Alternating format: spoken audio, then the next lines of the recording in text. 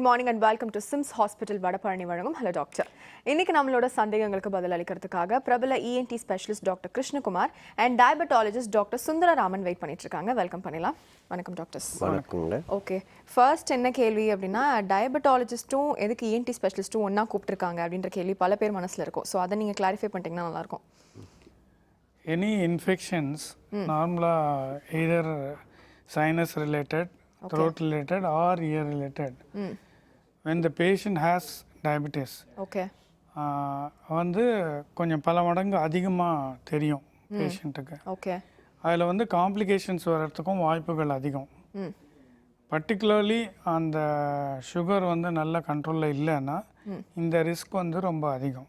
Okay, so எங்ககிட்ட வரும்பொழுது முதல்ல வந்து அவங்கக்கிட்ட அனுப்பிச்சு அந்த சுகரை கண்ட்ரோல் பண்ணிவிட்டு சைமல்டேனியஸாக வந்து we will be treating. Okay, இப்போ சர்ஜரிக்கு எடுக்க வேண்டியிருந்தால் முதல்ல அவங்கக்கிட்ட அனுப்பிச்சு அவங்க கண்ட்ரோல் பண்ணி கிளியரன்ஸ் கொடுத்த பிறகு தான் நாங்கள் சர்ஜரிக்கு எடுக்க முடியும். ஓகே, ஸோ இப்போ எந்த ஏஜ் குரூப்பில் வந்து ஜாஸ்தியாக இயர் ப்ராப்ளம்ஸ் டயபெட்டிஸ்னால வருதுன்னு சொல்வீங்க? டயபிட்டிஸ் எல்லா ஏஜ் குரூப்லேயும் இருக்குங்க. முக்கியமாக வந்து சின்ன வயதில் வரக்கூடிய டயபிட்டிஸ்க்கு பேர் இன்சுலின் டிபெண்ட் டயபிட்டிஸ் அப்படின்னு சொல்லுவோம். அதுலேயும் ENT ப்ராப்ளம்ஸ் வரலாம்.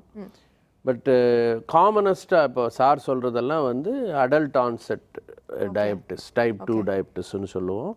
அதில் இருக்கக்கூடிய நபர்களுக்கு வரக்கூடிய காது மூக்கு தொண்டையான ப்ராப்ளம்ஸ். இப்போ இதில் வரக்கூடிய அவர் என்ன சொல்ல வந்தார்னா, உங்களுக்கு இன்ஃபெக்ஷன்ஸ் அப்படின்னா காமனாக பாக்டீரியல் இன்ஃபெக்ஷன்ஸ் வரும்.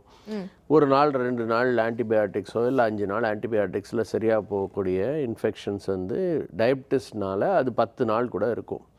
சுகர் உங்களுக்கு கண்ட்ரோல் இல்லை அப்படின்னா இது வந்து பல மடங்கு பெருசாக போயிடும். ஸோ முக்கியமாக சார் சொன்ன மாதிரி காதில் வரக்கூடிய இன்ஃபெக்ஷன்ஸ் வந்து பிரெயின் பக்கத்தில் இருக்குது, மாஸ்டாய்டுன்றது சார் சொல்லுவார். ஸோ அதெல்லாம் பிரெயினில் பரவுகிறதுக்கான வாய்ப்புகள் இருக்குது. இது எல்லாத்துக்கும் வந்து அடிப்படை அவங்களுக்கு சுகர் இருக்குமானால் இதனுடைய காம்ப்ளிகேஷன்ஸ் பல மடங்கு அதிகமாகிடும்.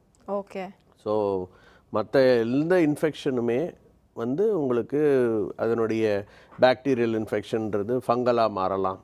ஸோ அதெல்லாம் வந்து ரொம்ப சிவியர் இன்ஃபெக்ஷன்ஸ் வரக்கூடிய வாய்ப்புகள் டயபெட்டிக்கு உண்டு. ஸோ டயபெட்டிஸோடைய கண்ட்ரோல் மிக மிக முக்கியம். அப்போது ஓகே, ஸோ இப்போ டயபெட்டிஸ்னால பார்த்தீங்கன்னா ஆல்மோஸ்ட் எல்லா ஆர்கன்ஸுமே வந்து பாதிக்கப்படும் அப்படின்ற மாதிரி சொல்கிறீங்க இல்லையா? இப்போ இயர்க்கு ஒரு நோஸ்க்கு இல்லை மவுத்க்கு இந்த மாதிரி பர்சன்டேஜ் கொடுக்கணும்னா இயர்க்கு எவ்வளோ ஜாஸ்தி சொல்வீங்க? பர்சன்டேஜ்னு சொல்லலாமா? அதாவது என்ன சொல்ல வரேன்னு, அதாவது எந்த இன்ஃபெக்ஷன்ஸ்னாலும் காமன் டயபெட்டிஸில். ஓகே, வந்து ENTக்கான இன்ஃபெக்ஷன்ஸுக்கு பர்சன்டேஜ் சொல்ல முடியாது. பட் என்ன சொல்லலாம் அப்படின்னு கேட்டிங்கன்னா, இயர் இன்ஃபெக்ஷன்ஸ் வந்து காமனஸ்ட் ப்ராபப்ளி. ஆமாம், காமனஸ்ட்டு. மற்ற த்ரோட் இன்ஃபெக்ஷன்ஸ் இதெல்லாம் வந்து அதுக்கு அடுத்த ரேஞ்சில் சொல்லலாம். ஓகே, ஓகேவா? ஸோ எந்த இன்ஃபெக்ஷன்ஸாக இருந்தாலும் அது வந்து சிவியரிட்டி அதிகமாக இருக்கும் சுகருக்கு. அவங்களுடைய சுகர் கண்ட்ரோல்ன்றது ரொம்ப ரொம்ப முக்கியம். ஓகே, அதுதான். ஓகே, இப்போ என்னென்ன மாதிரி டிசீசஸ் இன்ஃபெக்ஷன்ஸ்குள்ளேயே என்னென்ன மாதிரி டிசீசஸ்லாம் வரும் டயபெட்டிஸ் இருந்தால்? அதான் ஒன்று வந்து எக்ஸ்டர்னல் ஆர்டைட்டிஸ்னு சொல்கிறது. யூஸ்வலாக இயரில் ஒரு பாயில் மாதிரி வரும், கட்டி மாதிரி. ஓகே, அது வந்து நார்மலாகவே without diabetes itself quite painful. அது வந்து டயபெட்டிஸில் வந்து வலி ரொம்ப அதிகமாக தெரியும். அந்த இயர் கெனால் வீக்கமும் ரொம்ப அதிகமாக தெரியும். ஓகே, அண்ட் கொஞ்சத்தில் கிளியர் ஆகாது. ரொம்ப ஹை அண்ட் ஆன்டிபயோட்டிக்ஸ் போட வேண்டியிருக்கும். ஓகே, சிமிலர்லி ஃபங்கல் இன்ஃபெக்ஷன்ஸ் வந்தாலும் கொஞ்சம் டயபெட்டிஸில் இருக்கும்போது இந்த சுகர் கண்ட்ரோலில் வரலன்னா அது கிளியர் ஆகாது கொஞ்சத்தில். ஓகே, இது 2 இயர் பொறுத்த வரைக்கும் காமன். மூணாவது வந்து இந்த மாஸ்டாய்டு இன்ஃபெக்ஷன். அதில் தான் வந்து இந்த அன்சேஃப் இயர்னு சொல்லக்கூடியதில் பிரெயினுக்கு ஸ்ப்ரெட் ஆகிற அபாயம் இருக்குது. ஓகே, ஸோ அகெயின் இந்த டயபெட்டிஸ் இருக்கும்போது ஒருத்தருடைய ரெசிஸ்டன்ஸ் வந்து ஒரு 5 மடங்கு அல்ல 10 மடங்கு குறைஞ்சிடுது. ஸோ டிசீஸ் வந்து இன்னும் அக்ரெசிவாக ஸ்ப்ரெட் ஆகும். ஓகே, ஸோ அதனால இப்போ பிரெயினையும் அஃபெக்ட் பண்ணுன்னு சொல்கிறீங்க இல்லையா? ஸோ பிரெயினுக்கு வந்து எவ்வளோ தூரம் அந்த தாக்கம் இருக்கும்? எவ்வளோ வேணா? ஒன்லி திங் இப்போ வந்து நம்ம ஹெவி ஆன்டிபயோட்டிக்ஸ்லாம் இருக்கிறதுனால முன்ன பார்த்த அளவுக்கு ஒரு பிரெயின் ஆப்சஸோ அல்லது மெனிஞ்சைட்டிஸ் சொல்லக்கூடிய பிரெயின் ஃபீவரோ நம்ம பார்க்கறது இல்லை. ஆனால் வந்து கண்டிப்பாக பிரெயின் அஃபெக்ட் ஆகிறதுக்கு வாய்ப்புகள் இருக்குது. அண்ட் அதே போல் சைனஸ் டிசீசஸில் கண் அஃபெக்ட் ஆகிறதுக்கான வாய்ப்புகள் இருக்குது. ஓகே, கண் வெளியே வர மாதிரி ஆகலாம், அல்லது கண்ணுக்கு பின்னாடி இருக்கிற கண் பார்வைக்குரிய நரம்பு அஃபெக்ட் ஆகிறதுக்கும் காரணங்கள் இருக்கலாம். ஓகே. ஸோ இதில் எல்லாமே வந்து டயபெட்டிஸ் இருக்கும்போது அதனுடைய தாக்கம் வந்து 5 மடங்கு 10 மடங்கு அதிகமாக தெரியும் அதை கண்ட்ரோல் பண்ணலன்னா. ஓகே டாக்டர், தொடர்ந்து நம்ம நிறைய விஷயங்கள் பேசலாம். நிகழ்ச்சியோட ஃபர்ஸ்ட் காலர் லைன்ல இருக்காங்க பார்க்கலாம். வணக்கம். Hello doctor. ஹலோ, உங்க பேர் எங்க இருந்து கால் பண்றீங்க சார்? நான் சென்னையில இருந்து குரு பேசுறேங்க. டாக்டர் இருக்காங்க சார், சந்தேகம் என்னன்னு கேட்கலாம். சார், என்னுடைய டாட்டர் வந்து 11 இயர்ஸ் ஆகுது சார். ஓகே. அவளுக்கு லாஸ்ட் நவம்பர்ல வந்து சுகர் அட்டாக் ஆயிடுச்சு. 800 கிட்ட இருந்ததுன்னு சொல்லிட்டு இருந்தாங்க. ஓகே. 3 days கான்சியஸ் இல்லாம இருந்தா அப்புறம் நார்மல் ஆயிடுச்சு. இப்போ நான் காலையிலயும் நைட்டும் இன்சுலின் இன்ஜெக்ஷன் கொடுத்துக்கிட்டு இருக்கேன். சரி. இதை வந்து நான் கண்டினியூ பண்ணணுமா இல்ல ஃபர்தர் ட்ரீட்மெண்ட் ஏதாவது அவளுக்கு கொடுக்கறதுக்கு வாய்ப்பு இருக்கா? இதனால எனக்கு சைடு எஃபெக்ட்ஸ் ஏதாவது குழந்தைக்கு வருமான்னு கேட்கணும். இல்லைங்க, உங்களுடைய மகளுக்கு இருக்கிறது வந்து இன்சுலின் ரெக்வயரிங் டயபிட்டிஸ், டைப் 1 டயபிட்டிஸ்னு அர்த்தம். அவங்க உடம்புல கணையம்ன்ற பேங்க்ரியாஸ்லேருந்து தான் இன்சுலின்றது செக்ரீட் ஆகுது. அது வந்து சரியான முறையில் செக்ரீட் ஆகலை, பல்வேறு காரணம் இருக்குது அதுக்கு. ஸோ அவங்களுக்கு இன்சுலின் டெஃபிஷியன்சி இருக்குது. டெஃபிஷியன்சி அப்படின்னா அந்த ப்ரொடக்ஷனே இல்லை, அவங்களுடைய கணையம் வந்து இந்த இன்சுலினை உற்பத்தியே செய்யலை. அப்படி இருக்கும் பொழுது அந்த உற்பத்தி செய்யாத பொருள் உடலுக்கு தேவை அவசியம். இவங்க லைஃப் லாங் இன்சுலின் தான் எடுக்கணும். இந்த லைஃப் லாங் இன்சுலின் எடுக்கும்போது அதனுடைய சாதக பாதகங்கள் நிறைய இருக்குது. ஆனால் வந்து வேறு வழி கிடையாது, பயப்பட வேண்டிய அவசியமே கிடையாது. அதாவது இந்த நிகழ்ச்சிகளில் பலமுறை குறிப்பிட்டிருக்கேன், இன்சுலின் ஒருத்தர் வந்து தொடர்ந்து போட்டுக்கிட்டே லைஃப் லாங் இருக்க முடியும்.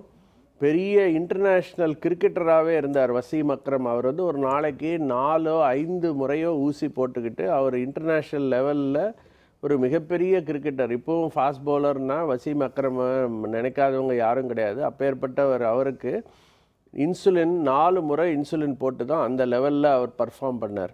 ஸோ எதுக்கு சொல்ல வரேன்னு கேட்டிங்கன்னா, அது மாதிரி எந்த லெவலுக்கு வேணால் நீங்கள் செய்ய முடியும். அவங்களுடைய வாழ்க்கை வந்து அவங்க எப்படியெல்லாம் இருக்கணும்னு ஆசைப்படுறாங்களோ அப்படியெல்லாம் இருக்கணும். ஆனால் இந்த இன்சுலினை மட்டும் அவங்க ஒரு நாள் ஒரு வேளை கூட நிறுத்தாமல் போடணும். ஒரு சின்ன பிரேக் அப்புறம் மீட் பண்ணலாம். அது சிம்ஸ் ஹாஸ்பிட்டல் வடபழனி வழங்கும் ஹலோ டாக்டர்.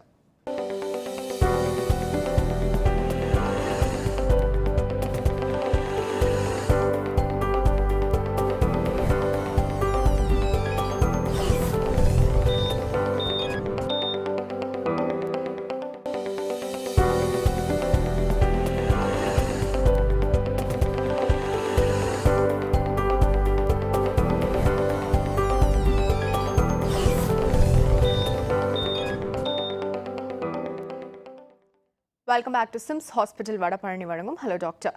ஸோ டாக்டர், இப்போ நம்ம இயர் அண்ட் டயபெட்டிஸ் பற்றி பேசிகிட்டு இருந்தோம். இப்போ நீங்கள் இன்ஃபெக்ஷன்ஸ் பற்றிலாம் சொன்னீங்க. சர்ஜரி அளவுக்கு ஏதாவது பிரச்சனைகள் வருமா? அதுதான், இந்த இயருக்கு பின்னாடி மாஸ்டாய்டுன்னு அந்த போன் இருக்குது. ஓகே. அது நார்மலாகவே தேன்கூடு மாதிரி இருக்கிற ஒரு அப்பியரன்ஸ். அதில் வந்து இன்ஃபெக்ஷன் வந்து ரொம்ப விரைவாக ஸ்ப்ரெட் ஆகும். அந்த மாதிரி ஆகிறது வந்து இந்த டயபெட்டிக்ஸில் வந்து ஒரு 5 மடங்கு 10 மடங்கு அதிகமாக ஸ்ப்ரெட் ஆகும். ஸோ அதுக்கு மேலேயும் பின்னாடியும் வந்து பிரெயின். ஓகே. ஸோ அங்கேருந்து பிரெயினுக்கு ஸ்ப்ரெட் ஆகிற சான்சஸ் அதிகம். ஸோ நம்ம வந்து கொஞ்சம் அக்ரெசிவாக ட்ரீட் பண்ணி சுகரை கண்ட்ரோல் பண்ணி we need to take up for surgery. Okay. இப்போ நீங்கள் பொதுவாக போன காலர் கிட்டலாம் இன்சுலின் பற்றிலாம் we were talking. ஸோ இப்போ இன்சுலின் வந்து நேச்சுரல் இன்சுலின்லாம் எடுக்கிறாங்க. அது ஹோம் ரெமெடிஸ்லாம் நம்ம வீட்டில் இருக்க லேடிஸ்லாம் சும்மா இருக்காமல் ஸோ டயபெட்டிஸ்க்கு வந்து நேச்சுரல் இன்சுலின் கொடுக்குறேன் அப்படின்லாம். ஃபார் எக்ஸாம்பிள் வந்து வெண்டைக்காய் வந்து மோரில் போட்டால் அது நேச்சுரல் இன்சுலின். ஸோ இப்போ வந்து அலோபதி மெடிசன் எடுத்துகிட்டு இருக்கும் போது அதுவும் எடுத்துக்கலாமா சப்ஸ்குவெண்ட்டாக? இல்லைம்மா, அதாவது இது இந்த ஹோம் ரெமெடிஸ் அப்படின்றத பற்றி எனக்கு அவ்வளோவா தெரியல, ஹானஸ்ட்டாக சொல்கிறதுனால. நான் வந்து ஏற்கனவே சொன்ன மாதிரி வெந்தயம் மட்டும்தான் வந்து நாங்கள் அக்செப்ட் பண்ணக்கூடிய ஒரு ஹோம் ரெமெடி. ஓகே. இந்த வெந்தயத்தை நீங்கள் முளைக்கட்டி எடுத்துக்கலாம். அதாவது தண்ணியில் ஊற வச்சு அதுலேருந்து சின்ன செடி மாதிரி வளர்ந்து அதை அப்படி எடுத்துக்கலாம். இல்லைன்னா ஓவர் நைட் நீங்கள் சோக் பண்ணிவிட்டு வாட்டரில் you have to take nearly 1 to 2 grams. அதை எடுத்தீங்கன்னா அதனுடைய இன்சுலின் ரெக்குவயர்மெண்ட் குறையுதுன்னு கண்டுபிடிச்சிருக்காங்க. இது வந்து எங்களுடைய அலோபதி முறையில் நாங்கள் ஒத்துக்கிறோம். ஓகே. இதை தவிர நிறைய பிட்டர் சப்ஸ்டன்சஸ் இருக்குது. நிறைய இப்போ நார்த்துலலாம் பார்த்தீங்கன்னா ஸ்வீட்டெல்லாம் தின்னுட்டு பாவக்காய் ஜூஸ் குடிச்சிருவாங்க. ஸோ இது வந்து ஒரு காமனாக இருக்கக்கூடிய ஒரு வழக்கம். ஓகே. அதுக்கும் சுகர் குறையறதுக்கும் எந்த விதமான சம்பந்தமும் கிடையாது, எங்கள் மருத்துவத்தில் கிடையாது. ஓகே. ரைட்டுங்களா? இதுக்கு வந்து ஸ்டடீஸ் எல்லாம் இருக்குது. ஆனால் வந்து இதெல்லாம் வந்து ஒருவேளை ஆயுர்வேதம் இல்லை சித்தாவில் இருக்கோ என்னவோ எனக்கு அதை பற்றி சொல்லக்கூடாது நான் அதை பற்றி, ரைட்டுங்களா? பட் பொதுவாக இந்த மாதிரி ஒரு ஸ்ட்ரீம் ஆஃப் மெடிசன் நம்ம எடுத்துட்டு இருக்கும் போது அதை குறைக்கிறதுக்கு இன்னொரு ஸ்ட்ரீம் ஆஃப் மெடிசன் தாராளமாக என்னை பொறுத்த வரைக்கும் everything is welcome as long as you don't tamper with our medicines. எங்கள் மெடிசனை நிறுத்தாத வரைக்கும் நாங்கள் சொல்லக்கூடிய அட்வைஸை ஃபாலோ பண்ணிவிட்டு அவங்க என்ன வேணால் எடுத்துக்கிட்டோம், அதனால எந்த விதமான ப்ராப்ளமும் கிடையாது. ஓகே டாக்டர், அடுத்த காலை பார்த்தலாம். வணக்கம். Hello doctor. ஹலோ, நான் சவிதா ஒசூர்லேருந்து பேசுகிறேன். டாக்டர் இருக்காங்கம்மா, உங்கள் சந்தேகம் என்னன்னு கேட்கலாம். எங்க அத்தைக்கு டயபெட்டிஸ் சார். அவங்களுக்கு லாஸ்ட் மார்ச் வந்து லெக் எடுத்துட்டோம், ஒரு முழங்கால கீழே வரையும் எலும்பு பாதிச்சிருச்சுன்னு சொல்லி. அப்புறம் ஒரு 3 மாசம் நல்லா இருந்தாங்க. அப்புறம் இப்ப என்னன்னா கால் நல்லா வீங்கிக்குது, முழங்கால் கிட்ட ஹோல் வச்சு அதுல இருந்து தண்ணியா வருது. அப்புறம் ஒரு நாள் வருது, ஒரு நாள் அமுங்கிடுது, ஒரு நாள் வீங்கிக்குது, ஒரு நாள் வலிக்குது. கால் ரொம்ப வலிக்குதுங்கிறாங்க, நரம்பு எல்லாம் வலிக்குது, கை நரம்பு எல்லாம் வலிக்குதுங்கிறாங்க. அது எதனால டாக்டர்? முதல்ல உங்களுடைய சுகர், உங்களுடைய அத்தையுடைய சுகர் வந்து கண்ட்ரோலில் இருக்கா அப்படின்றது முக்கியம். சுகரில் 3 விஷயங்கள் பார்க்கணும். வெறும் வயிற்றில் பண்ண வேண்டிய சுகர், சாப்பிட்டுட்டு 2 ஹவர் பொறுத்து 2 ஹவர்ஸ் போஸ்ட் பிராண்டியல்னு சொல்லுவோம் அந்த டெஸ்ட்டு. 3வது HbA1c 3 மாதங்களுக்கு ஒரு முறை செய்ய வேண்டிய ஆவரேஜ். இந்த 3 வந்து நார்மலில் இருக்குது அப்படின்னா இந்த இன்ஃபெக்ஷன்ஸோ இல்லை வத்த காம்ப்ளிகேஷன்ஸோ வரதுக்கான வாய்ப்புகள் கம்மி. உங்களுடைய உறவினருக்கு வந்து காலில் அந்த கால் எடுத்த கால்லையே சீழ் வருதா இல்லை இன்னொரு பக்கம் வருதான்றது எனக்கு விளங்கலை. அப்படி வருமானால் உடனடியாக டாக்டரை போய் நீங்கள் பார்க்கணும். உடம்பில் எந்த இடத்துல சீடு இருந்தாலும் அதை வந்து சர்ஜரி பண்ணி அதை எடுக்கிறது தான்மா கரெக்டான சிகிச்சை. மருந்து மாத்திரை மூலமாக குணப்படுத்த முடியாது. ஸோ நிச்சயமாக வந்து நீங்கள் மருத்துவரை உடனடியாக போய் பார்க்கணும். அதுக்கான வைத்தியங்கள் இருக்குது. ஆரம்பத்திலேயே பார்த்துட்டிங்கன்னா காலை எடுக்க வேண்டிய ஒரு துர்பாகியமான நிலைமை வராது. சரிங்களா? எதுவுமே வந்து அவசரமாக நீங்கள் வேலை செய்யணும். உடனடியாக டாக்டரை போய் நீங்கள் பார்க்கணும். ஓகே டாக்டர், அடுத்த காலர் பார்த்துலாம். வணக்கம். Hello doctor. வணக்கம், நான் சென்னையிலேருந்து பாலு பேசுகிறேங்க. டாக்டர் இருக்காங்க சார், சந்தேகம் என்னன்னு கேட்கலாம். Good morning doctor. Good morning. I am a diabetic patient for the past 10 years. And I am on insulin for the past 4 or 5 years. சரிங்க. வந்து 3 to 4 times I was taking insulin. In order to bring down the insulin, some of the doctors I consulted. சரிங்க. இப்போ now they have given me a tablet called Sulicent. சரி.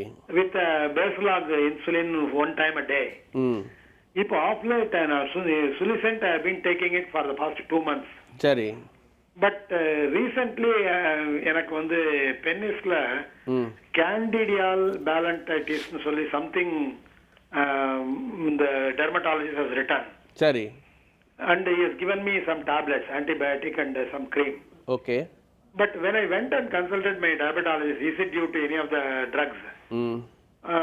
The diabetologist says it might be due to Sulicent. அப்படின்னு சொல்றாங்க.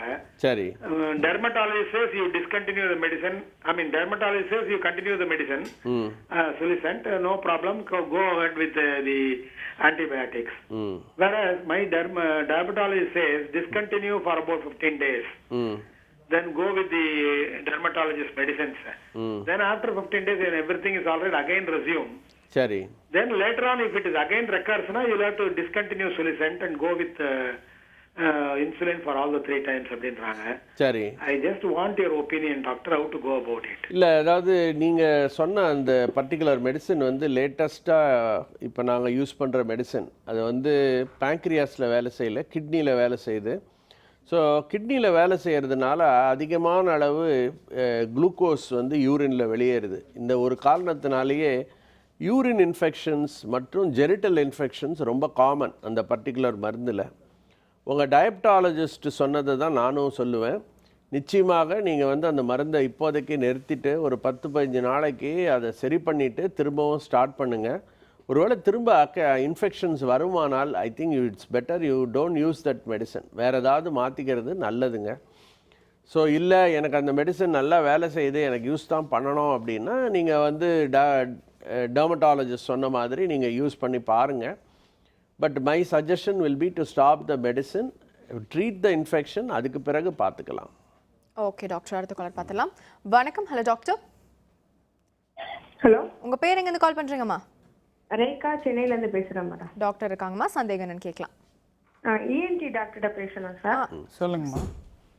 Sir எனக்கு ஒரு தும்மல், ஒரே தும்மலா வருது, தண்ணியா ஊத்துது. ஓகே. மூக்கடப்பு இருக்கு சார். டெய்லி ட்ரீட்மெண்ட் எடுத்துட்டேன் அலோபதியில. ஒரு 2 மந்த் டேப்லெட் சாப்பிட சொன்னாங்க. அப்புறம் சிரப்பு கொடுத்துட்டு ஒரு நாசில் ஸ்ப்ரே ஒண்ணு கொடுத்தாங்க. எப்பப்பெல்லாம் மூக்கடைக்குதோ அந்த ஸ்ப்ரே அடிச்சுக்கோங்க, தும்மல் வரப்ப இந்த டானிக் குடிச்சுக்கோங்கன்னு சொல்லிட்டேன். சரி. இப்ப அந்த டானிக்கே பேங்க் பண்ணிட்டாங்க, வர்றதில்ல. சரி. இப்ப நான் என்ன ட்ரீட்மெண்ட் எடுக்கிறது, இல்ல பழையபடிக்கு 3 மந்த் ட்ரீட்மெண்ட் எடுக்கணுமா என்னன்னு தெரியல. அதான் உங்கள் ப்ராப்ளம் வந்து அலர்ஜிக் ரைனைட்டிஸ் சொல்லக்கூடியதுமா. அலர்ஜினால் வர்றது. சில பொருள்களுக்கு வந்து நம்ம பாடி வந்து சிவியராக ரியாக்ட் பண்ணுது. இதனோட தாக்கம் வந்து மூக்குலேயும் சைனஸ்லேயும் இருக்கும்போது இந்த அலர்ஜிக் ரைனைட்டிஸ் சிம்டம்ஸ், நீங்கள் சொன்ன தும்பல், மூக்கடைப்பு, இந்த தண்ணி கொட்டுறது இதெல்லாம் இருக்கும். இதுக்கு வந்து யூஸ்வலாக மாத்திரையிலையும் ஸ்ப்ரேலையும் வந்து நல்ல ரிலீஃப் இருக்கும். பட் ஸ்ப்ரே வந்து நீங்கள் சொன்னபடி யூஸ்வலாக நீங்கள் once in a while use பண்ணுங்கன்னு நாங்கள் சொல்ல மாட்டோம். நாங்கள் கொடுக்கும்பொழுது அதை ரெகுலராக தான் யூஸ் பண்ண சொல்லுவோம். ஸோ நீங்கள் என்ன ஸ்ப்ரே யூஸ் பண்ணிங்கன்னு தெரியல, பட் சாதாரணமாக கொடுக்கக்கூடிய ஆன்டி அலர்ஜிக் ஸ்ப்ரேஸ் எல்லாமே வந்து தினமும் 1 முறை அல்லது 2 முறை ரொம்ப ரெகுலராக யூஸ் பண்ணணும். அது மாதிரி யூஸ் பண்ணால் கண்டிப்பாக வந்து ரிலீஃப் இருக்கும். இரண்டாவது வந்து இந்த யூஸ்னோஃபிலியா அதிகமாக இருந்தால் கண்டிப்பாக அதுவும் வந்து இந்த அலர்ஜி தன்மையை வந்து அதிகப்படுத்தும். ஸோ அது உங்களுக்கு இந்த பிளட் டெஸ்ட்டில் தெரிஞ்சிடும். அப்போ நீங்கள் யூஸ்னோஃபிலியாவுக்கு ஷார்ட் கோர்ஸ் இருக்குது, நீங்கள் அதை எடுத்துக்கிட்டிங்கன்னா யூஸ்னோஃபிலியா நல்ல கண்ட்ரோலில் இருக்கும். ஓகே, இது ரெண்டும் போகிறோம்னு நினைக்கிறேன். ஓகே டாக்டர், அடுத்த காலர் பார்த்துலாம். வணக்கம். Hello doctor. ஹலோ, உங்க பேர் எங்க இருந்து call பண்றீங்கம்மா?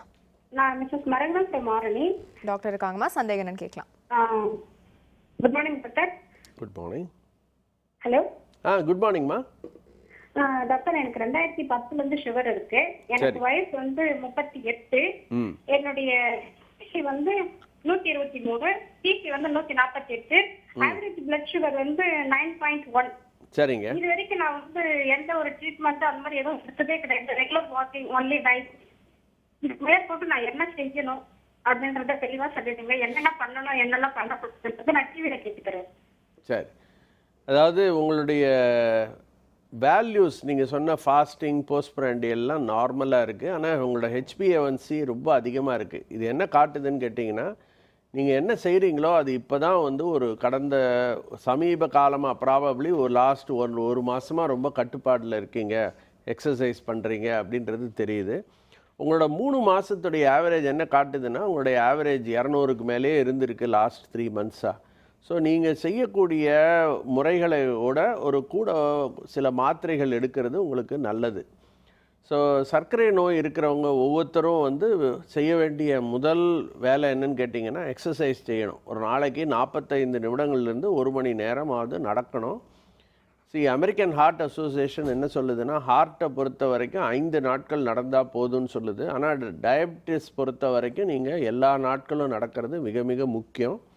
Exercise is the most important thing. அதில் நீங்கள் நடக்கும் பொழுது வாரத்தில் 2 நாள் வெயிட் ட்ரைனிங் மாதிரி கூட எடுக்கலாம். அது தவிர 2வது விஷயம் டயட்டை பற்றி இந்த ப்ரோக்ராமில் நான் பேச விரும்பலை. ஆனால் டயட்டை வந்து நீங்கள் ஒரு டயட்டீஷியன், குவாலிஃபைட் டயட்டீஷியனை பார்த்து நீங்கள் அவங்கள கேட்டு எந்த உணவெல்லாம் எடுத்துக்கலாம், எதை நீக்கலாம் அப்படின்றத நீங்கள் முக்கியமாக தெரிஞ்சுக்கணும். 3வது தான் ட்ரக்ஸுமா. உங்களுக்கு வெகு எளிதில் கண்ட்ரோல் பண்ண முடியும். ப்ராபப்ளி ஒரே ஒரு மாத்திரை கொடுத்தா போதும். உங்களுக்கு மாதத்துக்கு ஒரு முறை உங்களுடைய ஃபாஸ்டிங் சுகரையும் 2 ஹவர்ஸ் போஸ்ட்பிராண்டியிலையும் எடுத்து பாருங்கள். 3 மாதங்களுக்கு ஒரு முறை ஆவரேஜ் பாருங்கள். சர்க்கரை நோயினால் உடலில் இருக்கக்கூடிய எல்லா அவயங்களும் பாதிக்கப்படும். கண் முக்கியமாக பாதிக்கப்படலாம். ஸோ கண் டாக்டரை வருடத்துக்கு ஒரு முறை நீங்கள் பார்க்கணும்.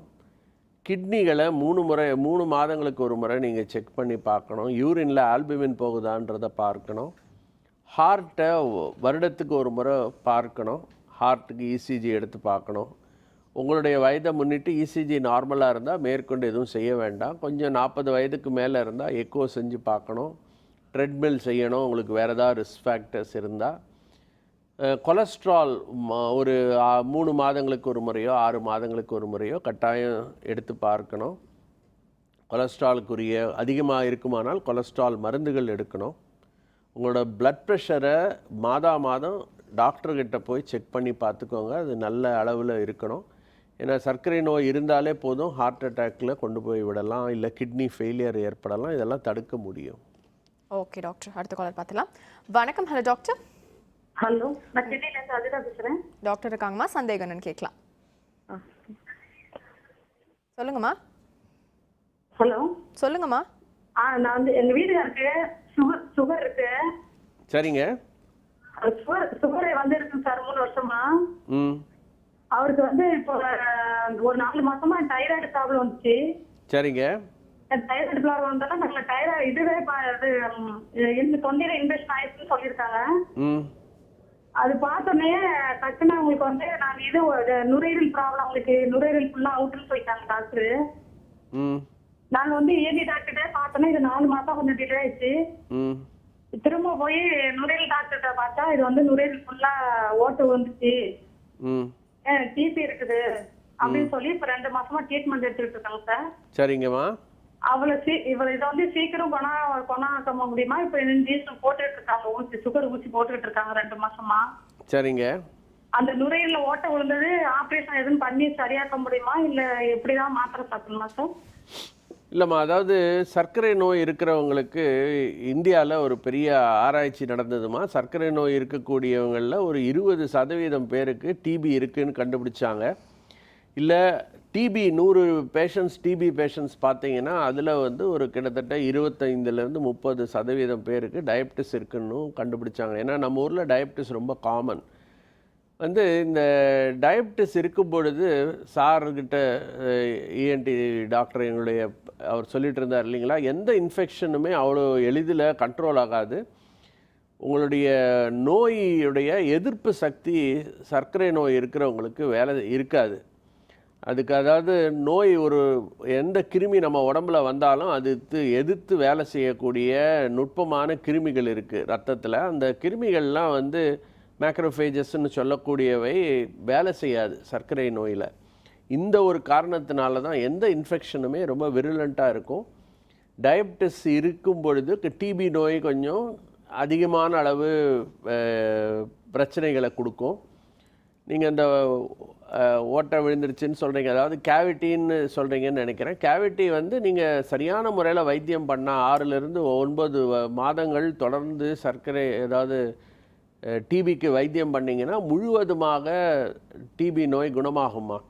ஸோ சுகரை கண்ட்ரோல் பண்ணுங்கள். நான் சொன்ன மாதிரி உணவு பத்தியம் முக்கியம், எக்ஸசைஸ் முக்கியம். 3வது வந்து நிச்சயமாக இந்த டேப்லெட்ஸை ரெகுலராக எடுங்க, வேறு எதுவும் தேவையில்லை. நிச்சயமாக உங்களுடைய கணவர் குணமாகவர்.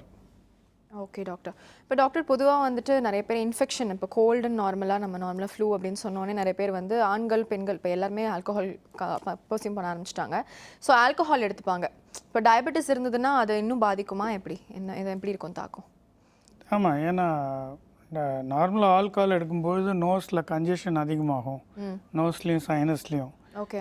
அது ஆல்ரெடி அவங்களுக்கு கோல்டு இருந்தால் இந்த கன்ஜெஷன் வந்து அதை அதிகமாக தான் ஆகும்.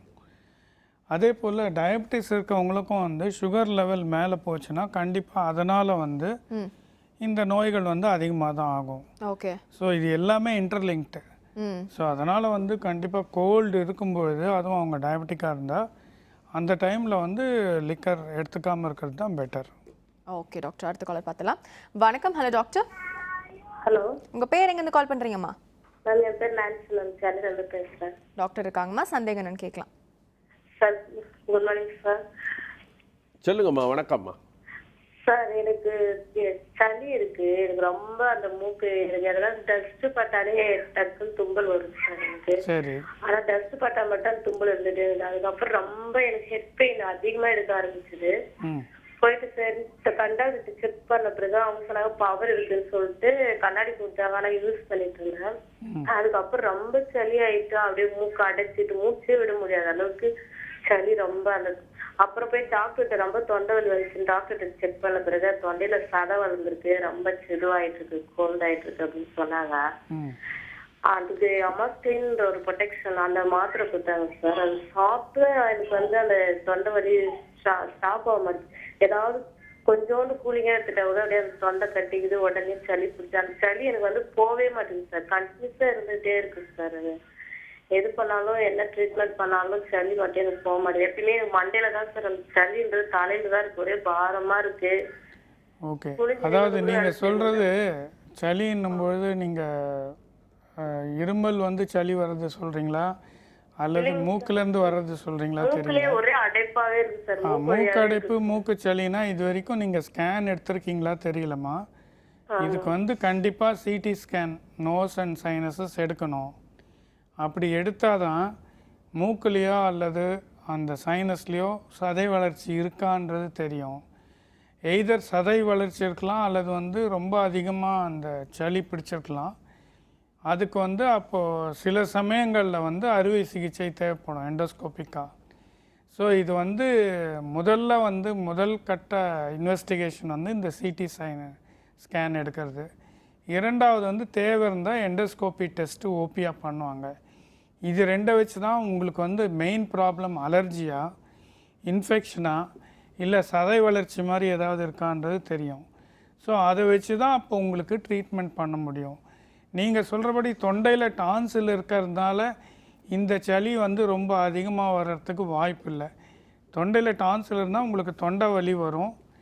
அண்டு இந்த தொடர்ந்து வலி இருந்ததுனாக்கா நீங்கள் அதுக்கு ஆன்டிபயோட்டிக்ஸ் எடுத்துக்கலாம்.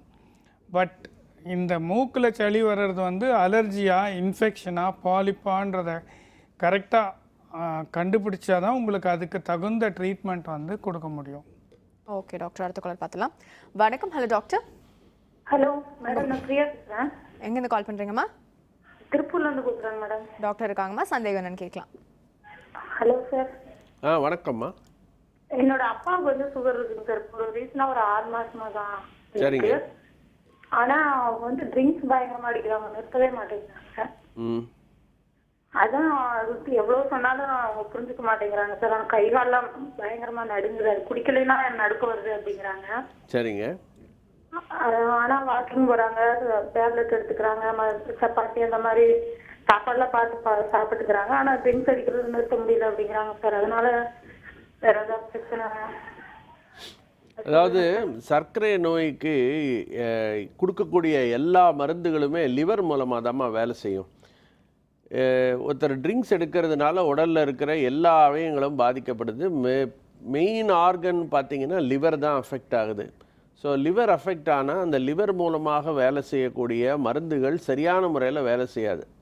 அது ஒன்று. ரெண்டாவது, ஆல்கஹாலுக்கு கேலரிஸ் உண்டு. ஆல்கஹால் எடுக்கும் பொழுது அதனுடைய நீங்கள் உங்களுடைய சாப்பாட்டில் வரக்கூடிய கேலரி மாதிரி ஆல்கஹாலுக்கும் கேலரிஸ் இருக்கிறதுனால அதிகமான அளவு கேலரிஸ் நம்ம உட்கொள்ளும் பொழுது அந்த மருந்துகள் சரியான முறையில் வேலை செய்யாது. மருந்துடைய அளவு மாற்ற வேண்டியிருக்கும்.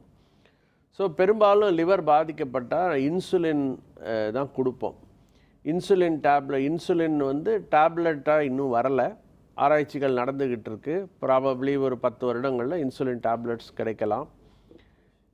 இப்போதைக்கு இன்சுலின் இன்ஜெக்ஷன் மூலமாக தான் கொடுக்க முடியும்.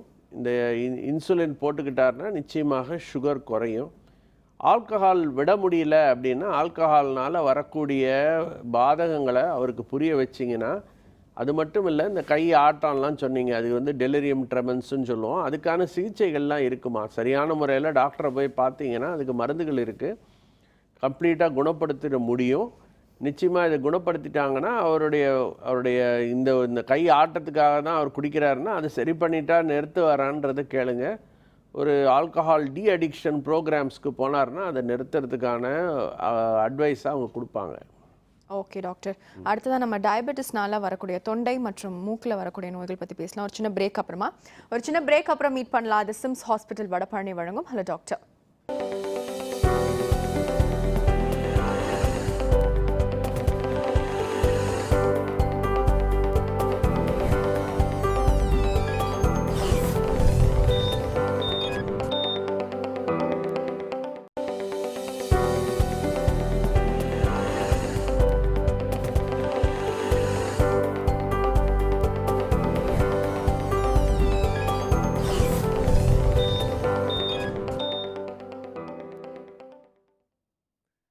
Welcome back. அது சிம்ஸ் ஹாஸ்பிட்டல் வடபழனி வழங்கும் ஹலோ டாக்டர்.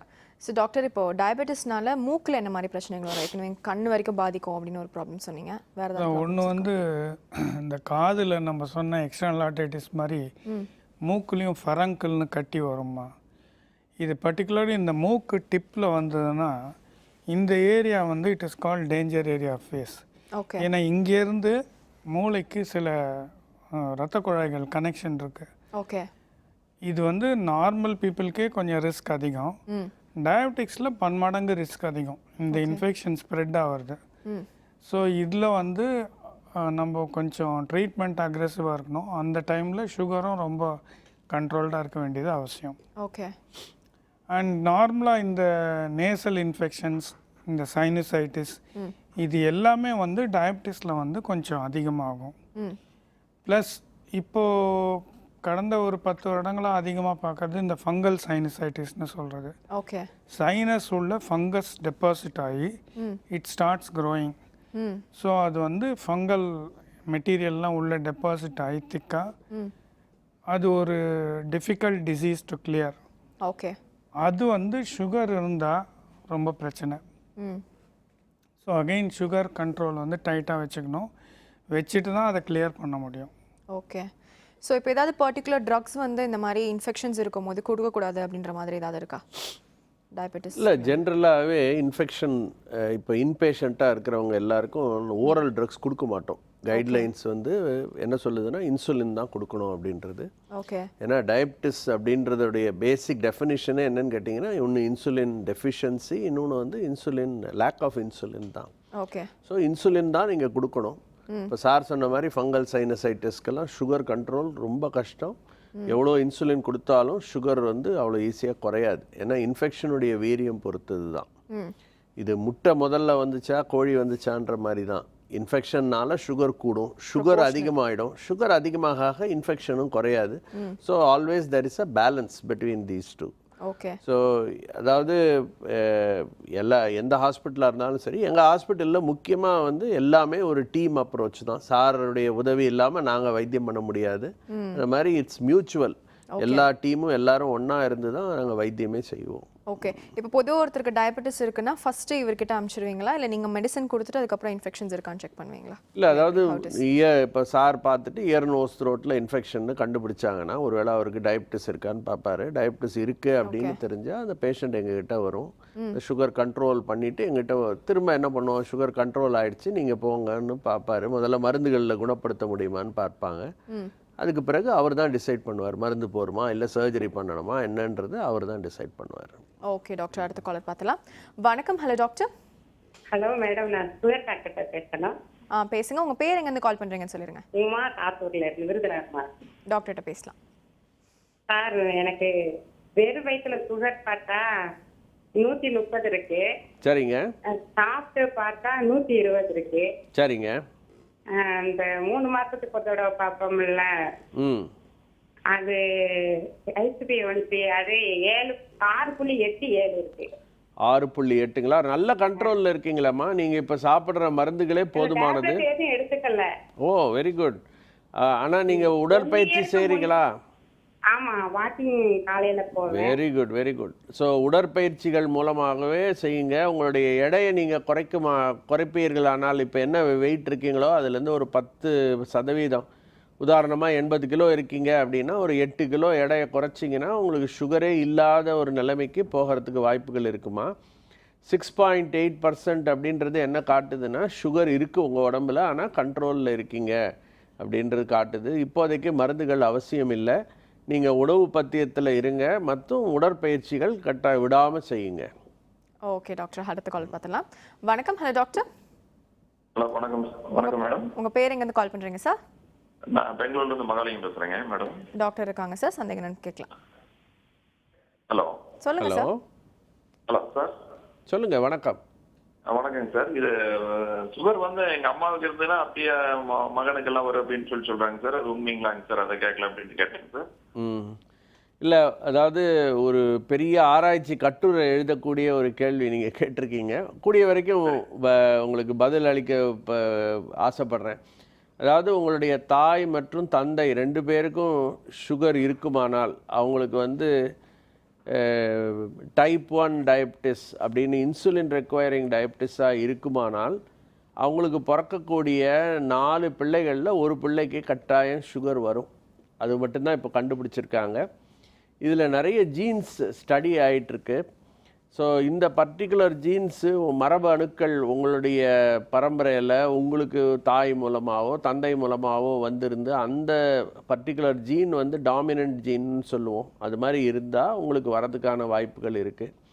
இதுவே டைப் 2 டயபிட்டிஸ், அதாவது வயதான பிறகு வரக்கூடிய டயபிட்டிஸ், இதுதான் காமன் நம்ம ஊரில். அது இருக்குமானா அதுக்கு வந்து பல்வேறு காரியங்கள் சொல்லணும். அதாவது நீங்கள் இருக்கக்கூடிய வாழ்நிலை சூழ்நிலை என்விரான்மெண்ட்டுன்னு சொல்லக்கூடியது மிகப்பெரிய அளவில் வேலை செய்யும். எப்படின்னு கேட்டிங்கன்னா, நீங்கள் உடற்பயிற்சி இல்லாமல் இருக்கிறவுமானால், நீங்கள் ஹை கேலரி ஃபுட் எடுக்கக்கூடிய ஒரு ஆளாக இருக்குமானால், இதை மாதிரிலாம் இருந்தால் உங்களுக்கு சுகர் வர்றதுக்கான வாய்ப்புகள் கூட ஆகும். அது முக்கியமாக உடல் பருமன் இதுக்கு ஒரு முக்கிய டிட்டர்மினண்ட்டாக இருக்கும் டைப் 2 டயபிட்டிஸில். டைப் 1 இருந்தால் இந்த வெயிட் வந்து ஒரு பெரிய பொருட்டு கிடையாது. அது ஜெனட்டிக் ஃபேக்டர்ஸ். இதுக்கு எல்லாத்துக்கும் வந்து நிறைய ஆராய்ச்சிகள் நடந்துக்கிட்டு இருக்கு. இப்போதைக்கு என்ன அளவில் கண்டுபிடிச்சிருக்காங்கன்னா, ஒரு பர்டிகுலர் ஜீன் வந்து உங்கள் உடம்பில் இல்லை அப்படின்னா அவங்களுக்கு டயபிட்டிஸ் வரும் அப்படின்னு கண்டுபிடிச்சிருக்காங்க. டயபிட்டிஸில் இன்னொரு வகை இருக்குது, maturity onset diabetes of young அப்படின்னு மோடின்னு சொல்லுவோம். அதில் கிட்டத்தட்ட 5லேருந்து 6 வகைகள் இருக்குது. அந்த ஒவ்வொரு வகையிலையும் ஒரு பர்டிகுலர் ஜீன் இல்லாத போது தான் அது ஏற்படுது. அதாவது சின்ன வயதில் 20-22 வயசு இருக்கக்கூடியவங்களுக்கு சுகர் வருமானால் அவங்களுக்கு பெரும்பாலும் இன்சுலின் தான் தேவைப்படும். அது மாதிரி இருக்கிறவங்களுக்கு இன்சுலின் தேவையில்லை, மருந்து மாத்திரை மூலமாகவே சரிப்படுத்த முடியும் அப்படின்றது அந்த மோடின்றது. அதுக்கு ஜீன் டெஸ்ட் பண்ண முடியும். நம்ம சென்னையில் இது பண்ணக்கூடிய வசதிகள் இருக்குது. இதை செஞ்சு பார்க்கலாம், கண்டுபிடிக்க முடியும். ஓகே டாக்டர், அடுத்த காலர் பார்த்தலாம். வணக்கம். Hello doctor. வணக்கம். ஹலோ டாக்டர், உங்கள் பேர் எங்கேருந்து கால் பண்ணுறீங்க sir? Good afternoon madam. Coimbatore மாவட்டத்தில் சென்னை மாவட்டத்தில் கால் பண்ணுறாங்க மேடம். டாக்டர் இருக்காங்க சார், சந்தேகம் என்னன்னு கேட்கலாம். உங்கள் டிவி வால்யூம் கம்மி பண்ணிடுங்க sir. Okay sir. Good afternoon sir. Good afternoon sir. என் ஒய்ஃபுக்கு வந்து சின்னதுலேருந்தே வீசிங் ப்ராப்ளம் இருக்குங்க. சொல்லுங்க சார். அவங்களுக்கு வந்து அஸ்தாலின் 4 mg இந்த டேப்லெட் எடுத்துட்டு இருக்காங்க சார். சொல்லுங்க. அவங்க வந்து இப்போ அந்த மாத்திரை வந்து இப்போ வர 2 டேப்லெட் போட்டாலும் வந்து அவங்களுக்கு வந்து உடம்பெல்லாம் கை கால் ரொம்ப நடுக்கம் கொடுக்குதுங்க சார். அது வந்து மறுபடியும் அந்த இது கேட்க மாட்டேங்குதுங்க சார். அது என்ன பண்ணால் ரெடி ஆகும்னு கொஞ்சம் வணக்கம் சார். நீங்கள் ஆன்சர் பண்ணிக்கலாம், நீங்களே சொல்லுங்கள் சார். இல்லை, அதாவது இப்போ வந்து இந்த வீசிங்க்கு வந்து நிறைய யூஸ் பண்ணுறது வந்து மோர் ஆஃப் ஸ்ப்ரேஸ் தான், இன்ஹேலர்ஸ்ன்னு சொல்கிறது. இதுதான் இப்போ அதிகமாக யூஸ் பண்ணுறாங்க. ஸோ நீங்கள் அந்த அஸ்தாலின் டேப்லெட்டுக்கு பதில் நீங்கள் இன்ஹேலர் யூஸ் பண்ணிங்கன்னா நீங்கள் சொல்கிறபடி அந்த கை நடுக்கம் இதெல்லாம் அதிகமாக இருக்காது, நல்ல கண்ட்ரோல்லையும் இருக்கும். நீங்கள் தகுந்த மருத்துவரை அணுகி இந்த இன்ஹேலர்ஸ், அதில் காம்பினேஷன்ஸும் இருக்குது, இதெல்லாம் யூஸ் பண்ண ஆரம்பிச்சிங்கன்னா உங்களுக்கு டேப்லெட் வந்து தேவை இருக்காது. அண்ட் இந்த கை நடுக்கம் போன்ற சைடு எஃபெக்ட்ஸ் வந்து ரொம்ப இருக்காது. அதுதான் பெட்டர். ஓகே டாக்டர், அடுத்த காலர் பார்த்தலாம். வணக்கம். Hello doctor. Hello, good morning doctor. Good morning. உங்கள் பேர் எங்கேருந்து கால் பண்ணுறீங்க? திருச்சியிலேருந்து கால் பண்ணுறேன். திரேசா, என் பேர் திரேசா. டாக்டர் இருக்காங்க, சந்தேகம் என்னன்னு கேட்கலாமா? ஹலோ சொல்லுங்க. எனக்கு இப்போ 20 வருஷமா சுகர் இருக்குதுங்க. சரிங்க. அது மெட்ஃபார்மினும் டயானினும் சாப்பிட்றேன். சரிங்க. அப்புறம் ப்ரெஷரும் இருக்குது. அதுக்கு இது என்வாஸும் அமலோடதைனும் சாப்பிட்றேன். சரிங்க. இடையில கண் ஆப்ரேஷன் பண்ண வேண்டியிருந்துச்சு, அந்த டைம்ல மட்டும் இன்சுலின் எடுத்திருந்தேன். சரிங்க. இப்போ வந்து எனக்கு கால் வலி மட்டுமல்ல, இந்த கால் அப்படி சொரணை இல்லாம போயிடுச்சு. உள்ளங்காலில் அப்படி சமயத்துல காலே நடக்கும்போது உள்ளங்காலே தடுக்கிற மாதிரி, அப்படி அதாவது மெத்தையில நடந்த மாதிரி இருக்குது. சரிங்க. ஆனா ரொம்ப இப்போ 2 வருஷமா லைட்டா தான் இருந்துட்டு இருந்துச்சு. இப்போ ரொம்ப நடக்கவே முடியல, வெளியவே போக முடியாத அளவுக்கு வீட்டுக்குள்ள மட்டும் பிடிச்சிட்டு கொஞ்சம் நடந்துடுறேன். அது சுகமாக்க முடியுமா எப்படின்ட்டு கேட்குறேன். உங்களுக்கு இருக்கிறது வந்து பெரிஃபரல் நியூரோபதின்னு சொல்லுவோமா, இது டயபிட்டிஸ்னால் வரக்கூடிய கால் நரம்புகள் பாதிக்கிறதுனால வருது. ஒன்று, உங்களுடைய சுகர் இப்போ கண்ட்ரோலில் இருக்கான்ற விவரம் நீங்கள் சொல்லலை. உங்களுடைய fasting blood sugar, post prandial blood sugar, HbA1cன்ற இந்த 3 அளவுகோல் நீங்கள் வச்சுக்கணும். இது 3ம் கண்ட்ரோலில் இருக்கணும். காலுக்கு நிறைய மருந்துகள் இருக்குது. ஓரளவுக்கு உங்களுடைய குணத்தை, உங்களுடைய பிரச்சனைகளை குறைக்க முடியும். முக்கியமாக உங்களுக்கு காலில் சொரணை இல்லை அப்படின்னா நீங்கள் ரொம்ப கவனமாக இருக்கணுமா. முகம் நீங்கள் கழுவுறீங்களோ இல்லையோ, காலை நல்லா கழுவணும். காலுக்கு அடியில் ஒரு முகம் பார்க்குற கண்ணாடி மாதிரி அடியில் வச்சு பார்த்து காலுக்கு அடியில் எங்கேயாவது வெட்டு காயங்கள் இருக்கா அப்படின்றத நீங்கள் தினமும் பார்க்கணும். இரவு படுக்கும் பொழுது காலில் ஏதாவது சின்ன அடிகள் இருக்குமானா அதை உடனடியாக வைத்தியம் செய்யுங்க. இல்லைனா அதுதான் வந்து காலையே வெட்டி எடுக்கும்படியான ஒரு நிலைமை ஏற்படும். ஏன்னா உங்களுக்கு சொரணை இல்லை அப்படின்னும் பொழுது உங்களுக்கு இன்ஃபெக்ஷன் ஆகிருக்கா என்ன ஆயிருக்குன்ற விவரமே தெரியாது. ஸோ இந்த இன்ஃபெக்ஷன்ன்றது வந்து ரொம்ப சிவியராக தான் வரும் டயபிட்டிஸில். அது கொஞ்ச நேரம் முன்னாடி சொன்ன காரணம் என்னன்றது கூட. ஸோ அதனால நீங்கள் ரொம்ப கவனமாக இருக்கணும். காலுக்கு வைத்தியங்கள் இருக்குமா? ஓகே டாக்டர், அடுத்த காலர் பார்த்துலாம். வணக்கம். Hello doctor. வணக்கம். ஹலோ டாக்டர், உங்கள் பேர் எங்கேருந்து கால் பண்ணுறீங்க சார்? கிருஷ்ணமூர்த்தி பேசுறேங்க, கோயம்புத்தூர்லேருந்து. டாக்டர் இருக்காங்க சார், சந்தேகம் என்னன்னு கேட்கலாம். சரிங்க மேடம். டாக்டர் வணக்கம் சார், நான் கிருஷ்ணமூர்த்தி கோயம்புத்தூர்லேருந்து பேசுகிறேங்க. சொல்லுங்கள் சார். மூக்கினுடைய வலது பக்கம் அடிப்பாகத்துலேருந்து அப்படியே இந்த கண்ணு வழியாக மேலே நெத்தி வரைக்கும் ஒரு நரம்பு போகிற வலும்பு அப்படியே வழியாகிட்டே இருக்குங்க. ஓகே. அதாவது மீசை கிட்ட இருந்து மூக்கினுடைய அடிப்பாகத்தில் வலது பக்கமாக ஒரு நரம்பு கண்ணு வலி, கண்ணு கிட்ட வர நல்லா வழியாகுதுங்க. நெத்தி வரைக்கும் அப்படியே இருந்து பிடிக்குங்க. சரி. அது சாதாரண இருக்கிற நேரத்தில் கூட அந்த தொட முடியாது இல்லையா, அந்த இடத்த தொட்டால் மட்டும் பயங்கரமான வழியாது, ஊச்சல் ஊத்துற மாதிரி. சரி. அது இருந்துகிட்டே இருக்குங்க, என்னென்ன தெரியலைங்க. அதிகமாகறதுலையும் கம்மியாகறதுலையும் அதே கண்டிஷனில் இருக்குங்க. இல்லை, அதான் நீங்களே சொல்கிறீங்களே, அது வந்து நீங்கள் டிஸ்கிரைப் பண்ணுறதை பார்த்தா நரம்பு வலி மாதிரி தான் இருக்குது. முன்னெல்லாம் வந்து இந்த நரம்பு வலிகளுக்கு அதிகமாக ட்ரீட்மெண்ட் இல்லை, மாத்திரைங்க தான் கொடுப்பாங்க. பட் இப்போ வந்து சில ரேடியோ ஃப்ரீக்வன்சி ப்ரோப்ஸ் மூலமாக அதில் கரண்ட் மாதிரி செலுத்தி அந்த வலிக்கும் நல்ல தீர்வு, நிரந்தர தீர்வு கொடுக்க முடியும். ஸோ நீங்கள் முதல்ல தகுந்த நரம்பு மருத்துவரை அணுகி அது என்ன நரம்பு வலி தானான்றதை கன்ஃபார்ம் பண்ணிக்கணும். அதுக்கு பிறகு நீங்கள் அதுக்கு ட்ரீட்மெண்ட் எடுத்துக்கலாம். ஓகே டாக்டர், அடுத்த காலர் பார்த்துலாம். வணக்கம். Hello doctor. ஹலோ, உங்கள் பேர் எங்கேருந்து கால் பண்ணுறீங்க? நான் திருச்சியிலேருந்து பேசுகிறேங்க. என் பேர் கதிர்வேல். டாக்டர் இருக்காங்க சார், சந்தேகம் என்னன்னு கேட்கலாம். ஹலோ. வணக்கங்க, சொல்லுங்கள். சார், எனக்கு வந்து ஒரு ஃபாஸ்ட் 7 இயர்ஸாக ரன்னிங் நோஸ் இருக்கு சார். சொல்லுங்கள். அது டெய்லியும் மார்னிங் காலையிலையும் சரி, ஈவினிங் நைட் ஆனாலும் சரிங்க சார், மூக்கு அடைச்சிருக்குங்க சார். சரி. நானும் நிறைய டாக்டரை கன்சல்ட் பண்ணேங்க சார். டஸ்ட் அலர்ஜி இருக்கு சொன்னாங்க. நானும் நிறைய டாக்டரை பார்த்து டேப்லெட்லாம் எடுக்கிறேன் சார், ஆனால் குறையவே மாட்டேங்குது சார்.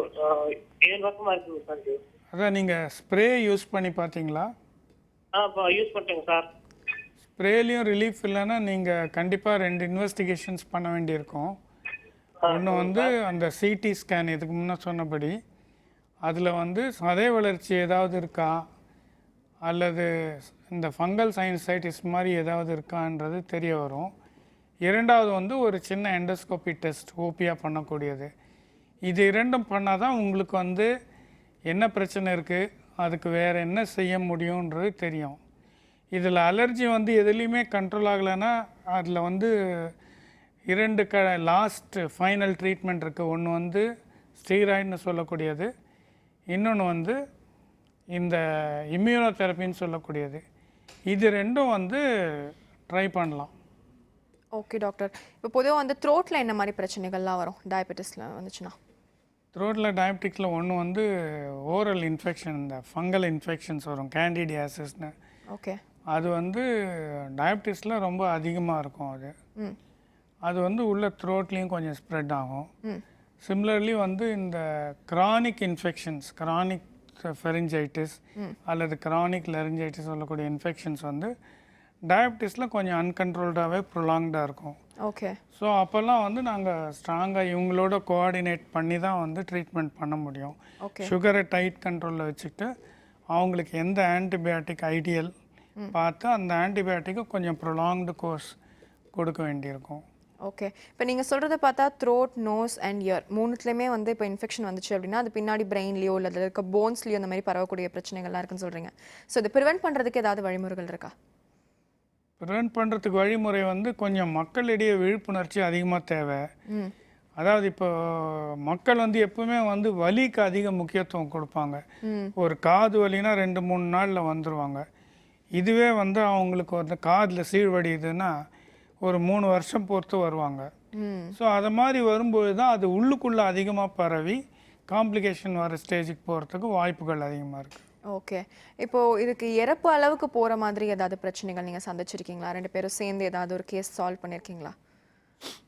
இல்லைம்மா, அதாவது இப்போ சார் சொல்லிட்டு இருந்தார் இல்லையா, ஃபங்கல் சைனசைட்டிஸ் எல்லாம் சொல்கிறோம் இல்லையா, இதெல்லாம் வந்து ரத்தத்தில் கலந்துரும். ரத்தத்தில் கலந்துடுச்சுன்னா அதுக்கு பேர் செப்டிசீமியான்னு சொல்லுவோம். செப்டிசீமியா அப்படின்னா ரத்தத்தில் எப்போ அணுக்கள் கலக்குதோ அது உடலில் இருக்கக்கூடிய எல்லா உறுப்புகளையும் பாதிக்கும். முக்கியமாக லிவர் ஃபெயிலியர் வரலாம், கிட்னி ஃபெயிலியர் வரலாம். ஸோ ஒவ்வொரு உறுப்புகளாக ஃபெயில் ஆரம்பிக்கும். அப்போ வந்து லங்ஸில் பாதிப்பு வந்துடுச்சுன்னா அவங்களால சரியாக மூச்சு விட முடியாது. அப்போ வந்து வென்டிலேட்டரில் போட வேண்டி இருக்கும். ஸோ இது மாதிரி வாய்ப்புகள் இருக்குது. இந்த வாய்ப்புகளை தடுக்கிறதுக்கு தான் நான் பேசுறது, அவ்வளோதான். ஸோ இந்த மாதிரி பிரச்சனை வந்ததுன்னா அதுக்கான சிகிச்சைகள் நம்ம கொடுத்து தான் ஆகணும். ஓகே, அது வந்து ஓகே ஓகே டாக்டர், அடுத்த காலர் பார்த்தலாம். வணக்கம். Hello doctor. ஹலோ, உங்கள் பேர் எங்கேருந்து கால் பண்ணுறீங்கம்மா? நாங்கள் திருச்சியிலேருந்து பேசுகிறேங்க மேடம். உங்கள் பேருமா? ஆதிலட்சுமி. டாக்டர் இருக்காங்கம்மா, சந்தேகம் என்னன்னு கேட்கலாம். உங்கள் டிவி வால்யூம் கம்மி பண்ணுங்கம்மா. கொஞ்சம் டிவி வால்யூம். சுகர் டாக்டர் பேசணும். சொல்லுங்கம்மா, சொல்லுங்க. வணக்கம். எனக்கு வந்து இந்த கழுத்து எலும்பு தேய்மானம் இருக்குன்னு சொல்லியிருக்காங்க சார். சரி. ஆனா இப்ப இந்த 3 மாசமா பாத்தீங்கன்னா ரொம்ப இந்த ஒரு பக்கம் மட்டும் கால் நரம்பு வரைக்கும் குத்துது, வலி அதிகமா இருக்கு, சுகர் கண்ட்ரோல்லே இல்லைங்க சார். வயிறு வேற ஆபரேஷன் பண்ணிருக்கோம், ஹெர்னியா ஆபரேஷன். சரிங்க. அதுக்கு என்ன பண்றதுன்னு எனக்கு தெரியல, இந்த கால் நரம்பெல்லாம் ரொம்ப குத்துது.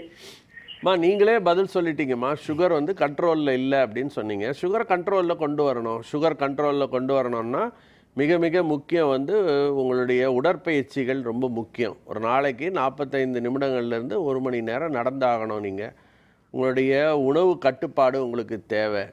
ஸோ உடற்பயிற்சியும் உணவு கட்டுப்பாடும் இருந்து சரியான மருந்துகளை உங்களுடைய டாக்டரை ஆலோசிச்சிங்கன்னா அவர் கொடுப்பார். அதை கொடுத்தீங்கன்னா சுகர் வந்து நல்ல கண்ட்ரோலில் கொண்டு வரும்.